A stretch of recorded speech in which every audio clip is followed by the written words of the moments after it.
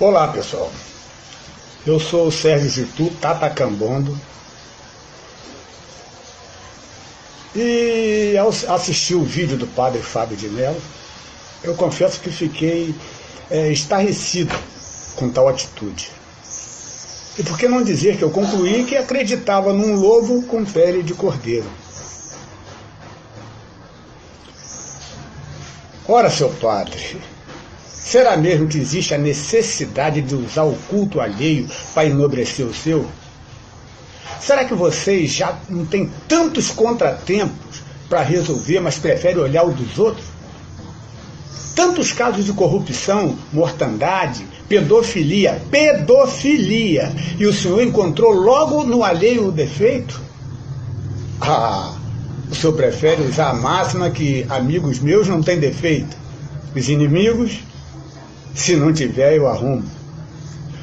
O senhor é um líder, formador de opinião, com tantas perversidades que acontecem sobre os afrodescendentes, e o senhor ainda incita mais os seus seguidores a nos atacar? Já não basta as mortandades ocorridas com a Santa Inquisição? Será que vamos começar a caça às bruxas? Pois bem, seu padre, se o senhor não sabia, fique sabendo que aquela galinha com farofa colocada no caminho ou na encruzilhada era para o bem. Sim, para o bem. Pois ali era colocado para saciar a fome do negro que fugia do açoite da senzala, e a aguardente era para entorpecê-lo, enriquecer e esquecer um pouco os seus sofrimentos. Que brancos como o senhor e seus religiosos apoiavam e batiam palma a cada estalar dos chicotes. Essa coisa do mal foi criada e inventada por vocês. Nós não cultuamos o diabo, o capeta. Isso está na mente de vocês. Eu sempre me fiz uma pergunta, que o senhor poderia vir a público e explicar.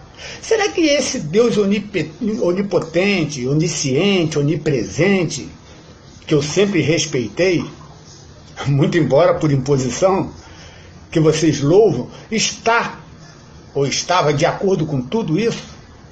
Ou será que os senhores, frente àquela multidão de seguidores, esqueceram o que é religiosidade e olharam só os cifrões para engordar ainda mais os seus bolsos e de seus líderes? Onde estava naquele momento aquele conselheiro nacional que agradava a todas as religiões? Onde estava aquele espírito humanitário que o senhor sempre pregou? Enfim, seu padre, eu rogo a Zambi, a Olorum, Mavu, Olissa, que abençoe rica e abundantemente o senhor e os seus, com a plena convicção de que em suas missas o que o senhor come e bebe não é a nossa galinha, a nossa farofa e nem o nosso aguardente. Reveja seus conceitos, seu padre, reveja.